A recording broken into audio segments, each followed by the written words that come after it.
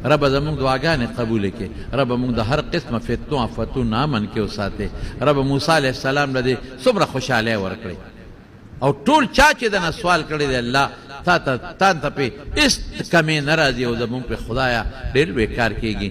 رب تا نه سوال کوو زمونږ بیمارانو له شفا ورکړې، خدای که اسپتالونو کې دي خدای زمونږ بیمارانو له شفا ورکړې، الله رب شفا ورکړې، رب شفا راکړې.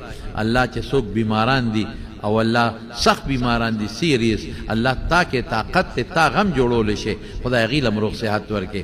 یا الله که څوک پریشان حال دي پریشانی په خوشحالو بدله کړي، د چا اولاد نی رب اولاد والا ورکړي، د چا نارینه اولاد نی نارینه اولاد والا ورکړي. زمونږ نجیب الله خانم بیمار دی، یو 2 ورځې غریب ما اوس واورېدل اسپتال کې هم تېرې کړې دي، دعا وکړه چې الله هغه له روغ صحت ورکړي، الله وله شفا ورکړي. زمونږ امین دی هغه کور والا بیماره دعا وکړه چې الله روغ صحت والا ورکړي، الله شفا ورکړي. تاسو چې څومره دوستان راغلي الله چاته چې څه ضرورت دی او حاجت دی ضرورتونه او حاجتونه ولا الله پوره کړي، په خوشحالو ولا پریشانۍ بدله کړي. پروردګار کاروبار کې د چا کمزورتۍ الله کاروبار کې برکتونه پیدا کړي. یا الله تم د مخلوق د شر نه وساتې، الله د حاسدینو د حسد نه وساتې، الله د بغضیانو د بغضونو نه وساتې، الله د بد نظرو د بد نظرو نه وساتې، الله د زنانو په سرونو د حیا او د پردې صادر واچي.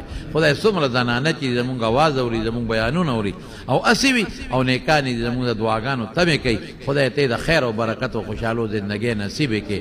او الله زمونږ د جمعې د جمع چې څومره مقتدیان دي څومره دوستان دي یا الله ته ترې راضي شي، الله د زړه مقاصد او حاجات یې پوره کړي او د هر قسمه پریشانو نه په امن کې وساتي. څوک چې د مېلمنو خدمت کوي، د ګاډو د ودرېدو خدمت کوي، نور خدمت کوي، هغې له خدای د دواړو جهانو خیرونه د دواړو جهانو خوشحالۍ نصیب وګرځولی کې برحمتک یا ارحم الراحمین.